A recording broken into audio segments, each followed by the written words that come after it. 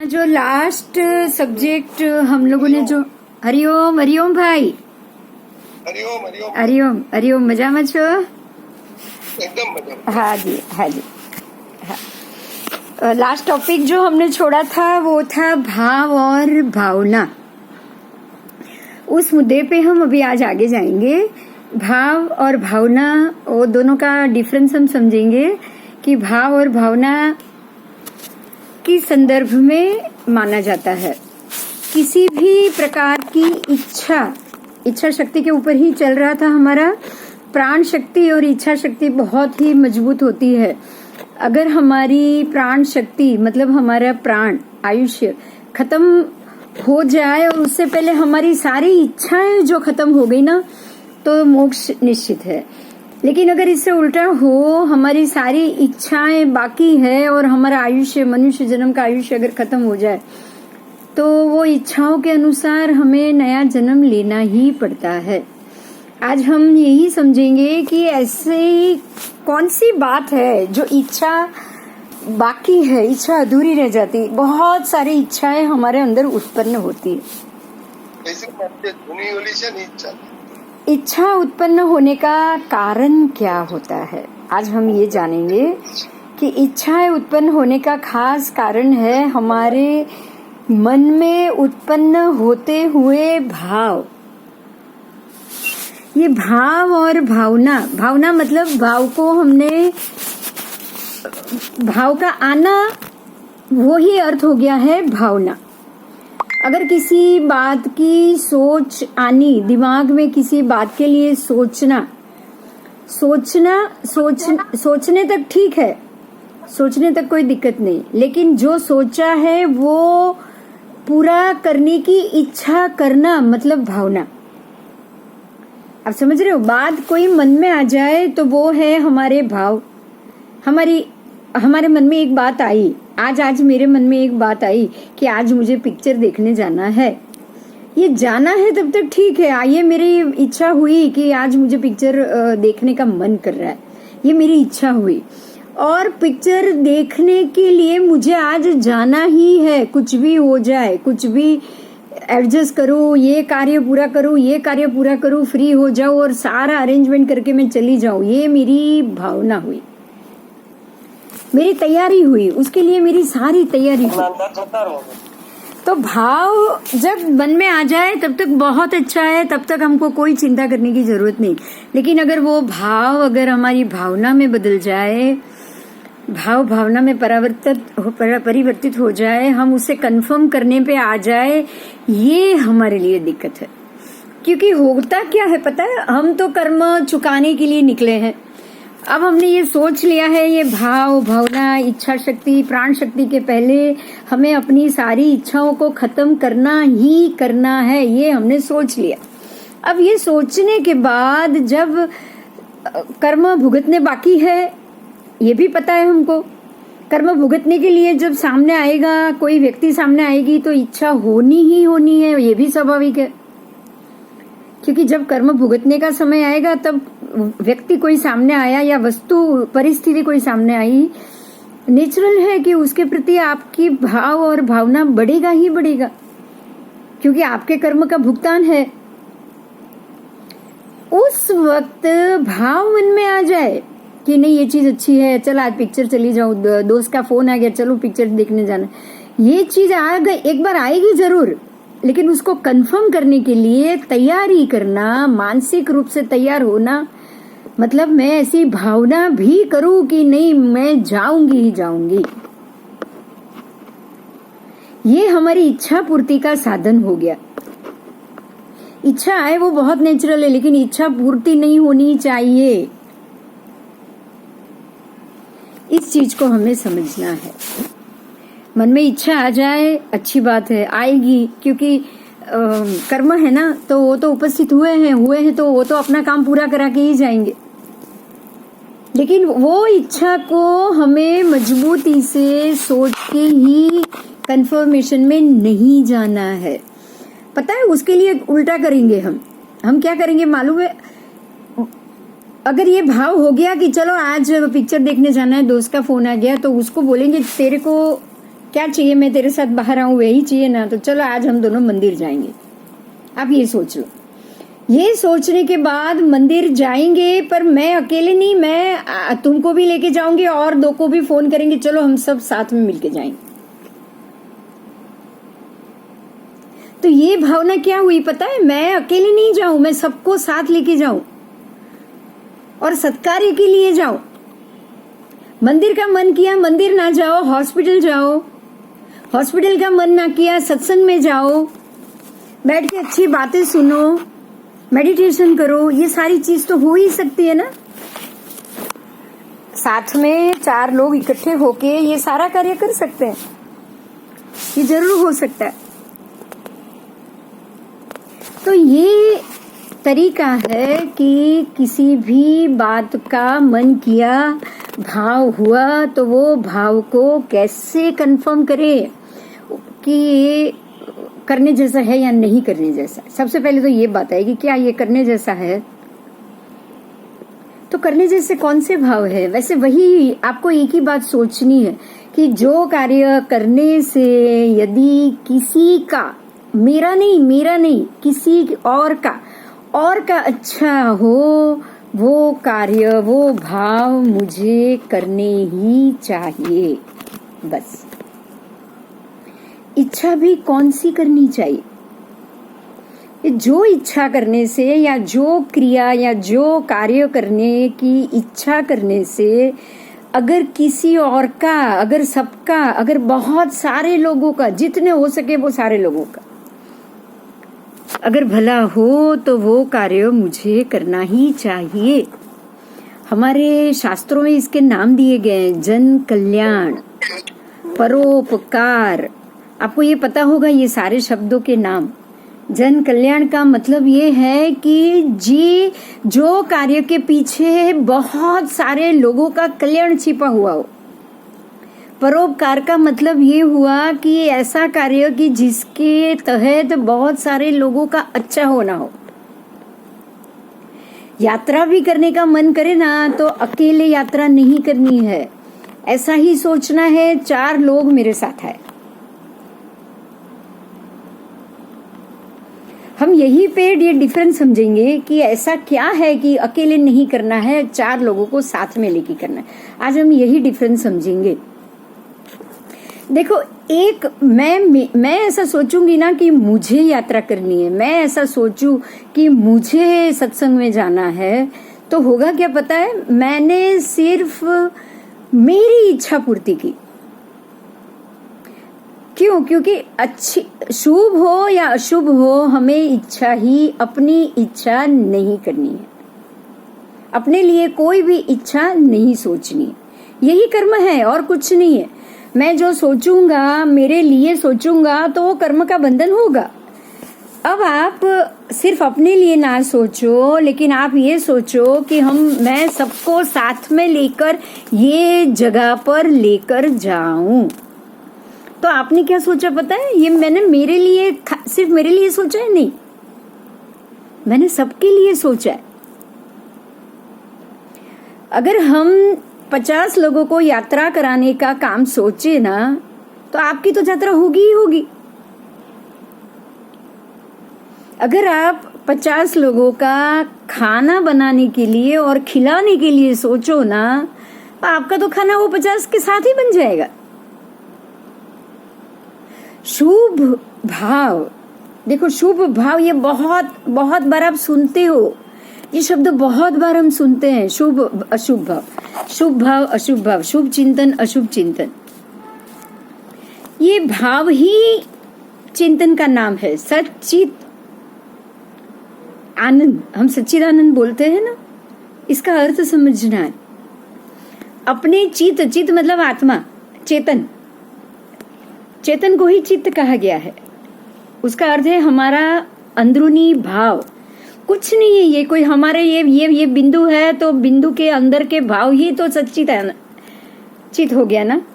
वो सच्चित, वो आनंद कब हो, वो खुश कब हो, जब आप जो अकेले जो चीज आप सोच रहे हो उसकी जगह आप 100 लोगों के साथ वही चीज सोचो, ये बहुत आनंद हो जाएगा। और इससे सिर्फ परोपकार जन कल्याण का पुण्य बनेगा, लेकिन आपकी अपनी इच्छा पूर्ति नहीं बनेगी। फर्क ज्यादा नहीं हुआ। मैंने सोचा कि मुझे आज मंदिर जाना है और मैं ये सोचूं कि चलो हम 15-20 लोग ग्रुप में रख दे, चलो आप सब मंदिर में इकट्ठे हो जाओ, हम आधा घंटे के लिए 1 घंटे के लिए वहां पे भजन मंडली करेंगे। देखो बात एक ही हुई, आपको तो वैसे भी अकेले भी जाना था और आपने 20 लोगों को बोल दिया कि आप में से जो आना चाहे आ जाओ और हम लोग वहां पे भजन करेंगे। फायदा कहाँ पे है? आपने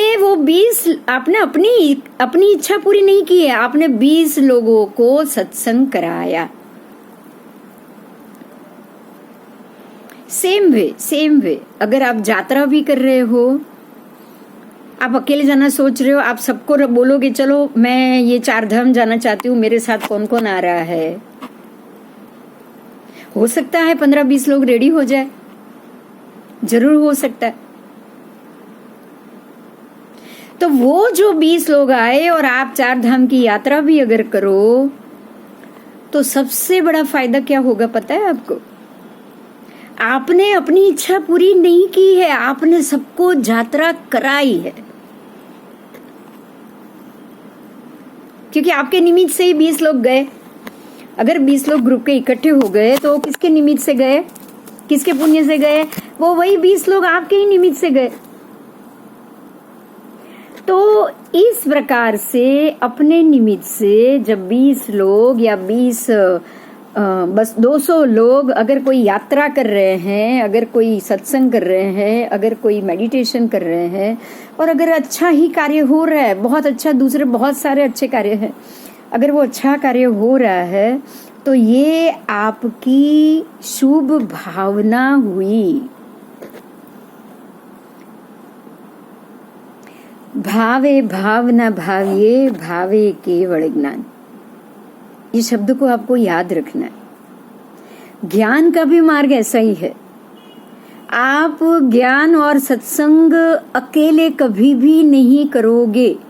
अकेले कर सकते हैं, मैं अकेले किताब पढूं और मैं जानूं और मुझे अकेले को ही पता है, मैं अकेले ही सब चीज को, ज्ञान को लूटना चाहूं, मैं सब अकेले ही जानूं, मैं किसी और को बताने ही ना जाऊं, मैं किसी को मेरे ज्ञान में इन्वॉल्व ही ना करूं, है ना, और बोलूं कि देखो जो मुझे आता है वो आप में से किसी को नहीं आता है। तो ये क्या हुआ? ये कौन से भाव हुए? ये शुभ भाव हुए?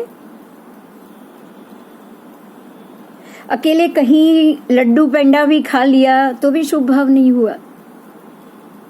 अकेले खाने भी खा लिया, मंदिर भी चले गए, घूमने भी चले गए, पढ़ना भी पढ़ लिया, ज्ञान भी पढ़ लिया, साधना भी कर ली, ये सारी अपनी इच्छा पूर्ति के लिए हुआ। आपने अकेले जो कुछ भी किया सारी अपनी इच्छा पूर्ति, ये आपको जरूर कर्म बंधन में बांधेगा।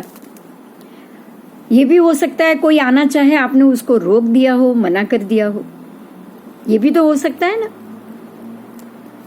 हम बात बात में झूठ बोल लेते हैं, नहीं मैंने तो नहीं किया, मैंने तो नहीं पढ़ा। आप पढ़े हो, आप 12 घंटा पढ़े हो, कल एग्जाम है, आप आज 12 घंटा आज आपने पढ़ा, लेकिन दूसरे दिन यही बोले नहीं मैंने तो 2 घंटा भी नहीं पढ़ा। क्यों? क्योंकि आप अपनी पढ़ाई में किसी और को इन्वॉल्व करना नहीं चाहते हो, या आप सामने वाले को ये बताना ही नहीं चाहते हो कि मैंने पढ़ा है। आप सामने वाले को ये बताना चाहते हो कि अगर मेरे मार्क्स 80% भी आए ना तो देखो मैंने बिल्कुल पढ़ाई नहीं की और मेरे मार्क्स आ गए, आप ये बताना चाहते हो।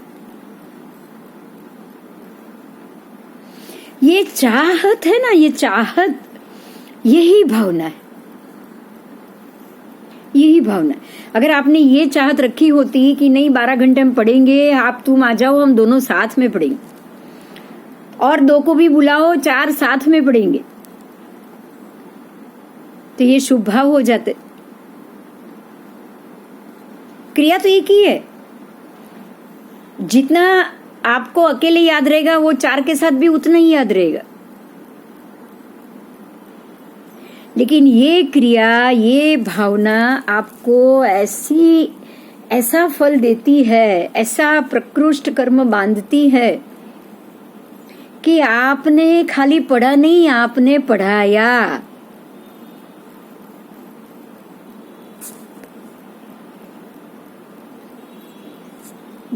सिर्फ ज्ञान लेना आपको ज्ञानी बनाएगा, और साथ में बैठ के ज्ञान बांटना आपको गुरु बनाता है। दो में फर्क है ना, बहुत फर्क। अकेला आप ज्ञानी जरूर बन सकते हो लेकिन गुरु नहीं बन सकते।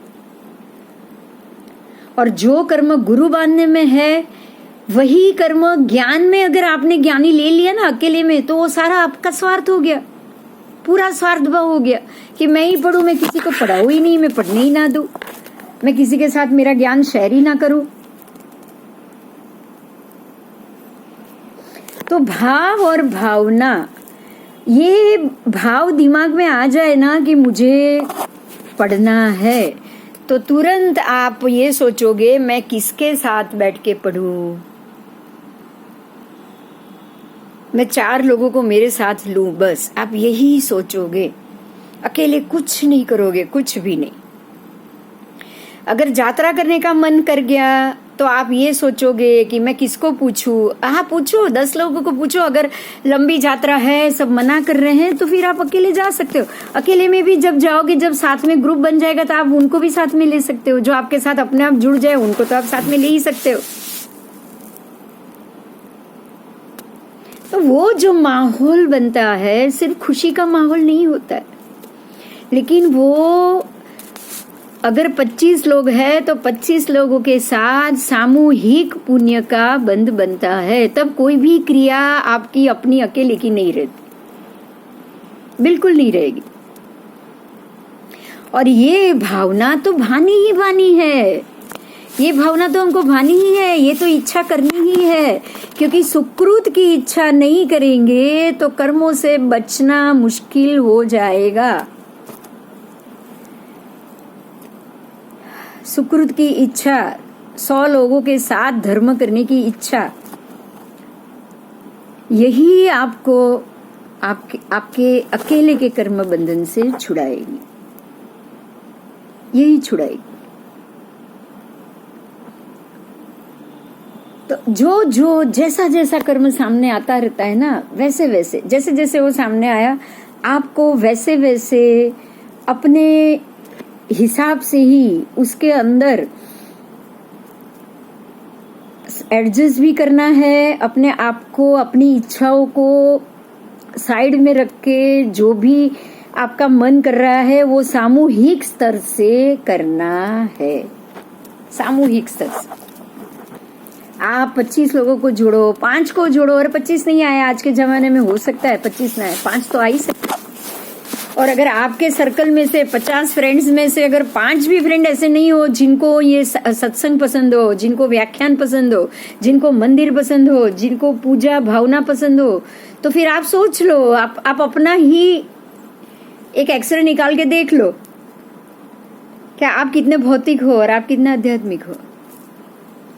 अगर आपके सर्कल में से ऐसे 5 भी ना निकले ना, कि जो आपके साथ यात्रा करने ना आए, जो आपके साथ मंदिर ना आना चाहे, तो फिर हमें समझना चाहिए कि हमने अपने आप भौतिकता का कितना बड़ा जाल बुना हुआ है।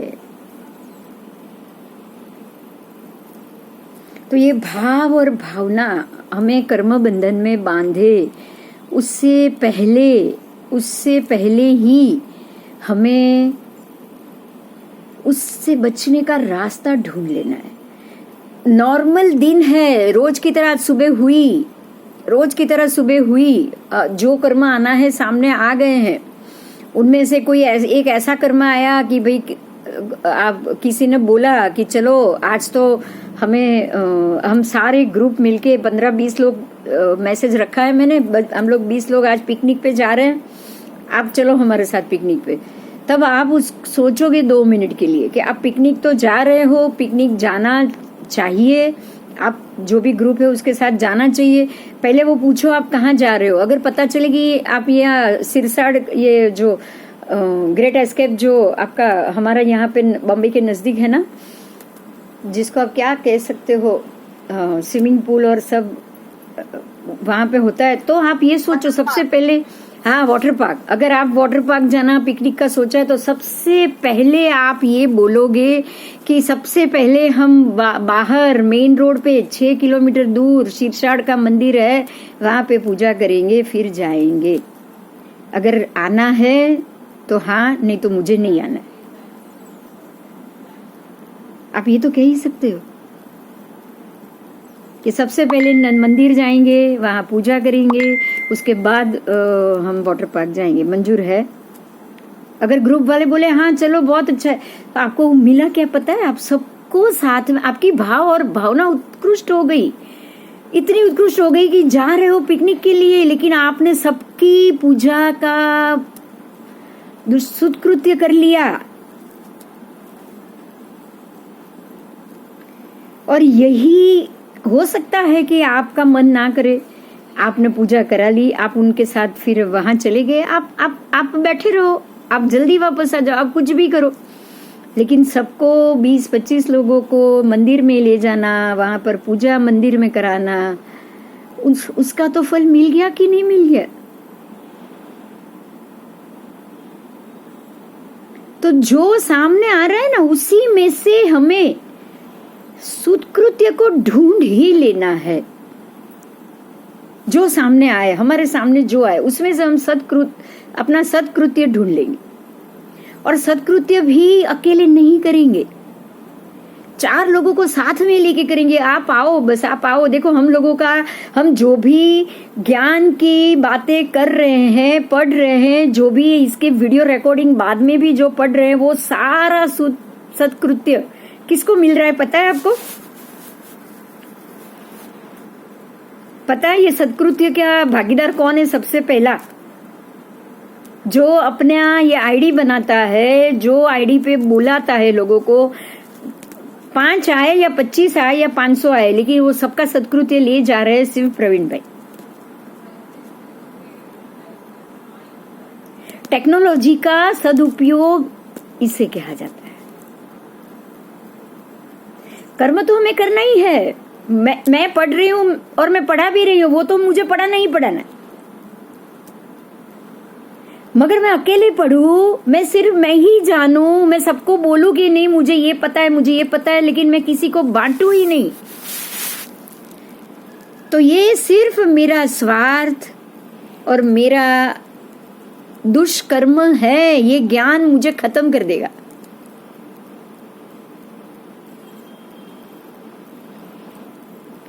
लेकिन मैं ये सोचूं कि ये चीज मैं जो मुझे मालूम है, जो कर्म तोड़ने का रास्ता मुझे पता चला है ना, वो मैं आप सबको भी बताऊं, मैं सबको उसके ऊपर ले जाऊं, मैं सबको ये समझाऊं कि भाई ये भाव क्या है, भावना क्या है, कर्म क्या है, कैसे बंध रहा है, कैसे उससे हम बच सकते हैं, दुष्कृत्य से हम कैसे बचे।